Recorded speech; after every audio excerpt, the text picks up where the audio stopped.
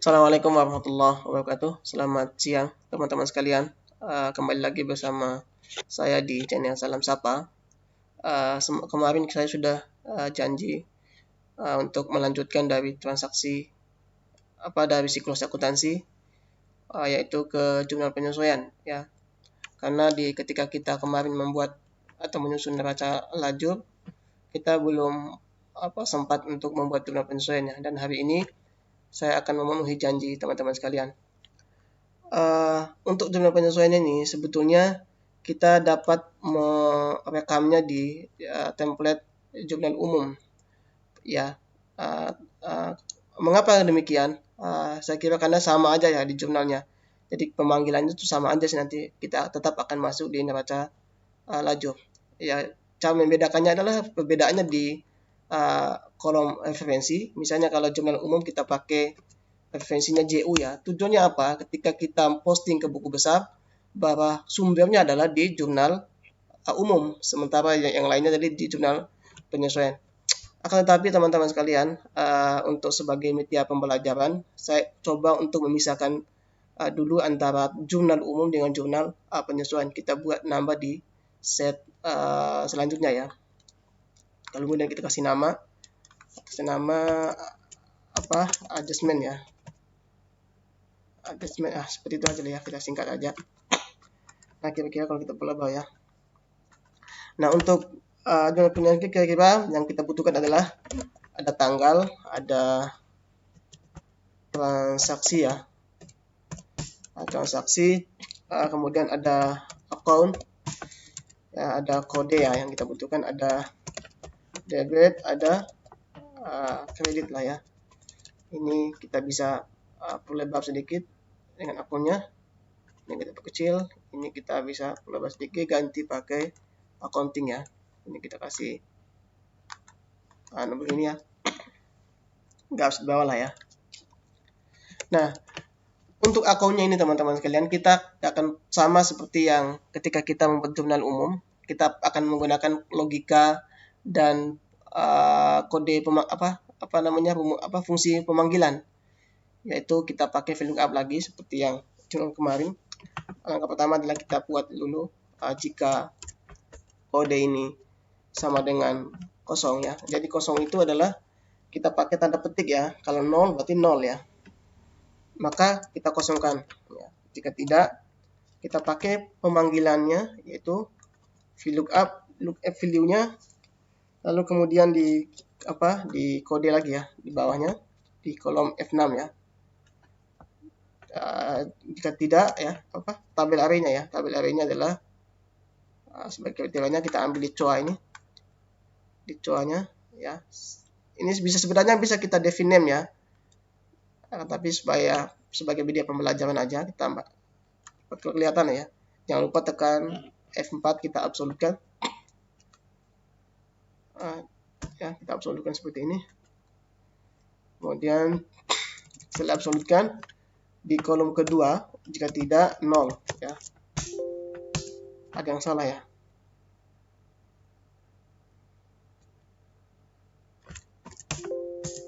Apa yang salah ya? Yang misalnya ini tabel R ini adalah COA. Coba kita tarik ulang di COA ya, absolutkan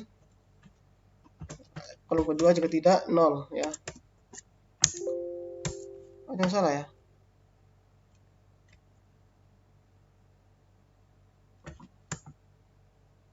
Kita ulang ya teman-teman. Yang lebih gampangnya kita kasih nama aja lah. Ini kita kasih nama. Sebetulnya sudah ada sebetulnya ya, COA. Ada sih COA ya. Berarti sudah ada ya. Jadi jika kode ini sama dengan kosong, maka kosong ya. Kosong. Jika tidak, VLOOKUP ya, F4, kemudian COA yang sudah ada, kita kasih nama tadi COA 2 0. Sudah masuk ya. Kita coba ambil salah satu kodenya, apakah sudah masuk atau enggak ya. Kita paste value di sini ya. Oh, sudah masuk teman-teman. Kita tarik ke bawah aja langsung. Sebanyak yang dibutuhkan. Ya. Berarti ini sudah masuk ya. Nah, setelah itu kita buat tabel lah ya. Sebanyak yang kita inginkan. Tabelnya kira-kira seperti apa ya. Atau nggak usah pakai tabel itu. Ke tabel ini aja yang lebih bagus ya. Saya senangnya pakai tabel seperti ini. Ya. Nah, sudah seperti ini ya. Jadi kemudian nanti kita kasih ini supaya tidak gerak ya. Oke. Misalnya kita contoh ya, kita salah satu contoh adalah ketika tanggal 31 bulan 12 tahun 2020 misalnya kan. Tahun 2009, tahun berapa ya maunya? Tahun 2019 lah ya. Tahun 2019 transaksinya adalah hutang gaji gitu kan. Gaji yang belum terbayar. Gaji yang masih harus dibayar gitu kan. Transaksinya sama juga, transaksi ke bawah, tanggalnya juga sama. Tadi kodenya adalah kita pakai kode beban gaji ya. Satu di hutang gaji kita ambil kode ini. Contoh ya. Hutang gaji. Kemudian beban gajinya adalah berapa ya kodenya? Pasti 5 kayaknya. 5201 ya. Fotokopi aja di sini. Ya, anggaplah ya.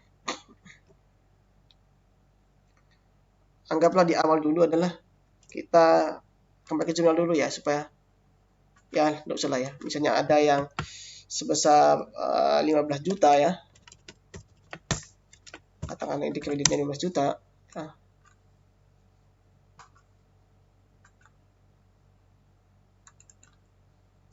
Ya, seperti ini.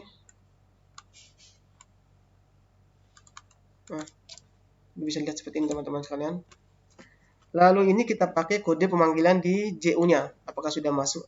Di neraca lajurnya. Ini kan belum masuk teman-teman sekalian. Kita sama kayak kemarin. Kita boleh perbesar sedikit. Ya. Di jurnal penyesuaian ini kita pakai sum if lagi ya. Sum if sama dengan sum if ke jurnal penyesuaian, kita ambil kolom F-nya, kita absolutkan. Kemudian ke neraca lajur lagi, kita di kode di kolom B. Kemudian kita ngambil di kolom bagian debitnya di G ya. Kita absolutkan lagi, kita dukung dan enter. Kemudian di sisi kreditnya sama dengan sum if di adjustment-nya ya. Di kolom ini F4 ya. Absolutkan. Di lajurnya adalah di kolom B ya. B ini ya. Kemudian lanjut ke adjustment lagi di kredit di H. Absolutkan, enter lah.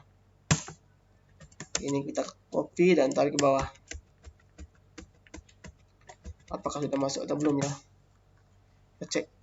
Ternyata sudah masuk ya. Apa ini? Hutang gaji sudah masuk di posisinya di kredit. Mana tadi? Ya ini ya. Ya sudah masuk.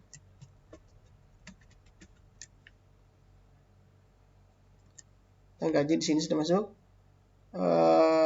Satu lagi ya mana ya? Ini beban gaji ya sudah masuk ya. Beban gajinya adalah masuk di posisi laba rugi, sementara di neracanya adalah mana dia neracanya? Mana dia hutang gaji tadi? Buka saja mana? Ini ya. Hutang gaji.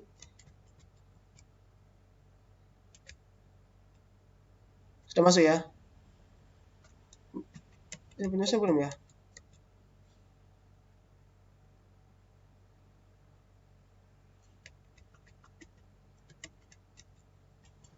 Oh, ada di sini ya. Coba perkecil dulu, kita tidak kelihatan sekali nih. Ya, kita perkecil sebentar. kita lihat lagi, sesuaikan dulu. Ada yang belum masuk ternyata. Hutang gaji di sini. Apa nih? Neraca ya.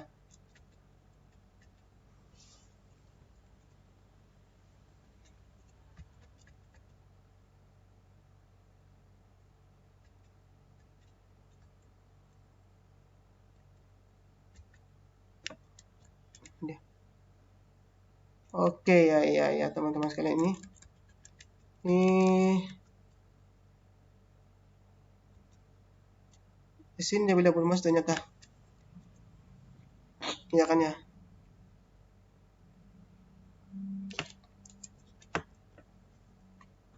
Berarti ini ada keliru nih. Kenapa tidak masuk ya?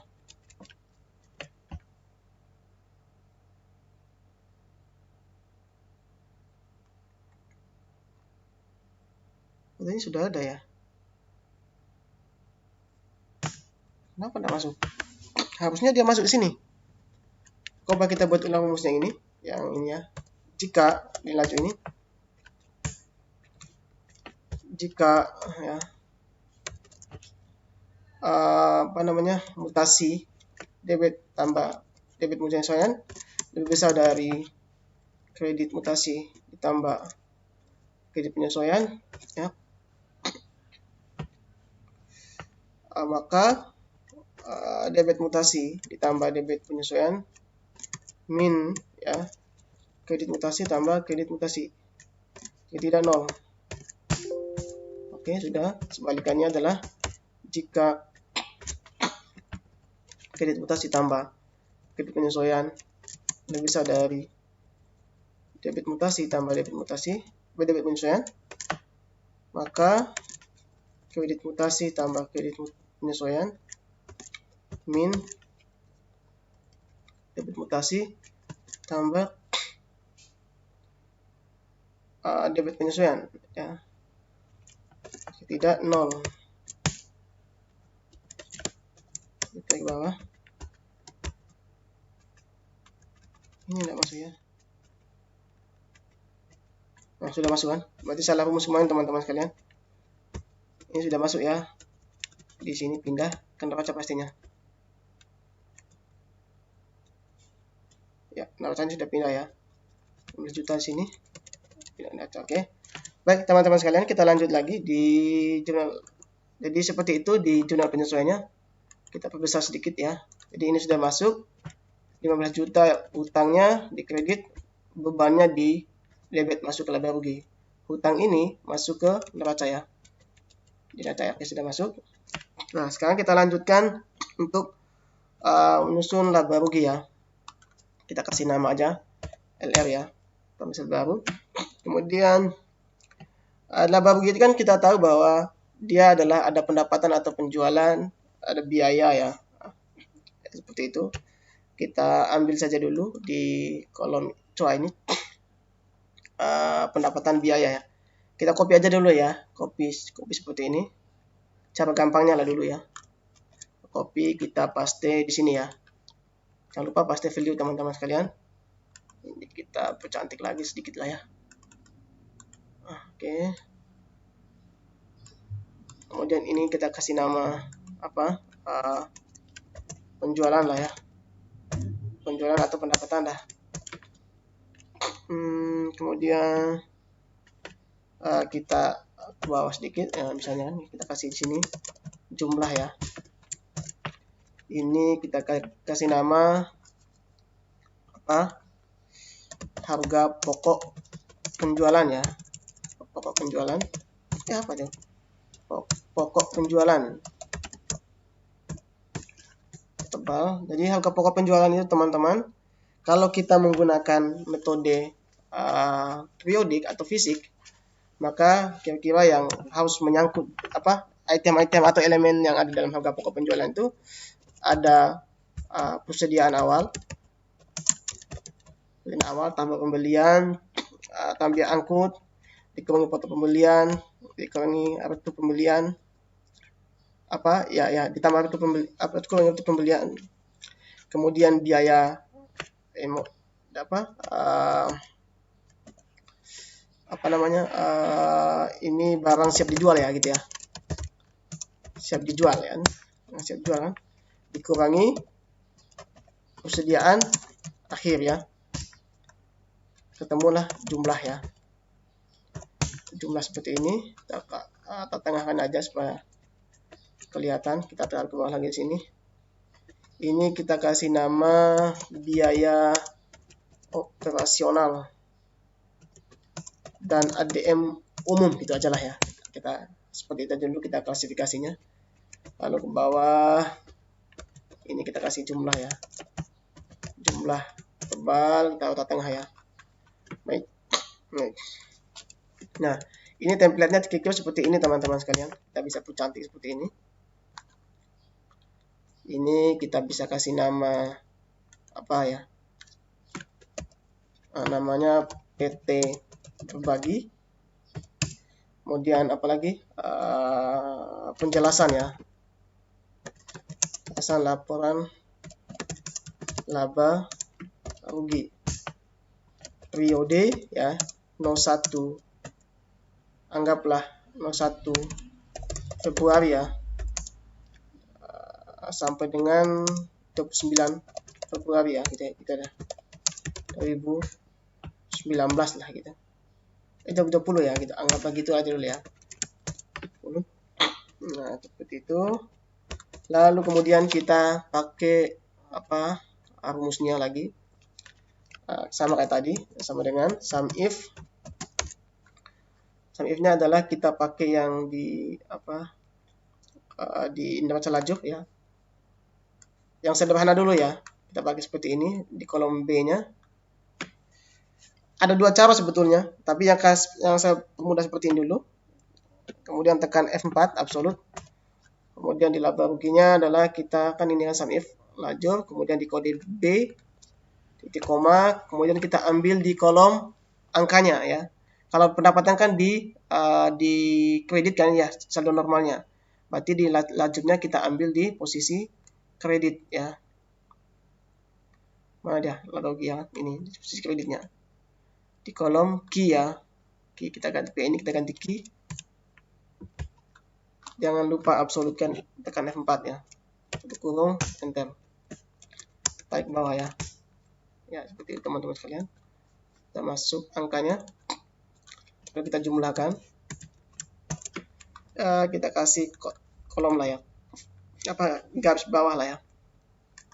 Kalau yang ini kita copy aja seperti biasa, copy rumusnya. Ini kita paste di sini ya.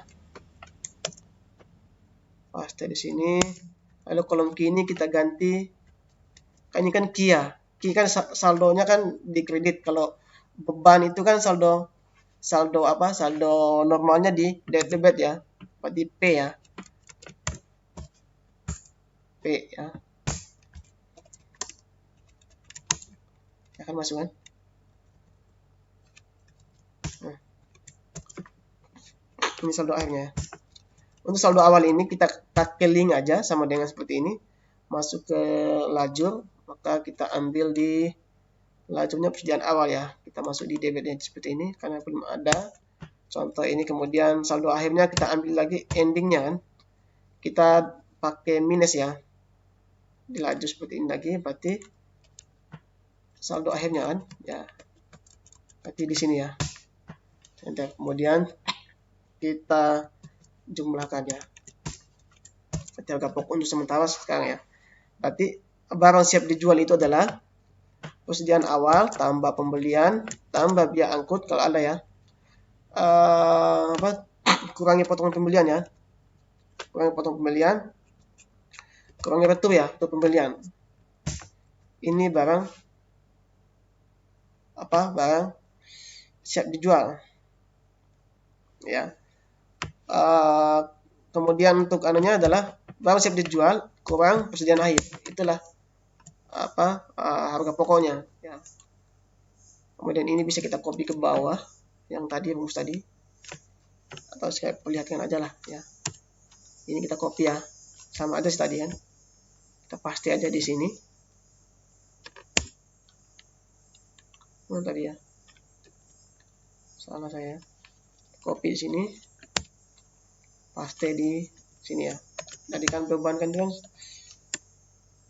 kita bisa sampai ke bawah. Gajinya sudah masuk 50 juta ya. Bawah itu aja biayanya ya. Juta di sini adalah kita kasih nama laba atau rugi sebelum pajak itu kan. Di sini. Oh, lupa kita ya. Ini kan harusnya ada laba kotor ya. Ini kita kasih nama laba bruto itu kan. Laba brutonya adalah penjualan min harga pokok. Itulah laba penjualannya ya, laba kotornya. Kita kasih garis bawah sini. Kemudian laba bersih sebelum pajaknya adalah di sini kita panggil laba bruto, biaya operasian dan ADM umum ya, seperti itulah ya. Kemudian jumlahnya berapa? Ini kita kasih ini. Kita ambil laba brutonya di atas. Pasti aja seperti ini, ambil biaya usahanya. Ketemu dia ya. 57 juta labanya. Laba bersihnya adalah 57 juta ya. Jadi teman-teman sekalian, jadi ini sudah jadi.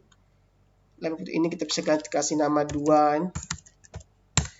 Ini kedua, ini ke 3 lah ya. Ini keempat ya. Bawahnya ini 5 lah ya. Bisa kecil lagi. Kita bisa perkecil ya. Seperti ini. Ini bisa teman-teman mau buat seperti ini, bisa. Cantik lah bagus seperti ini.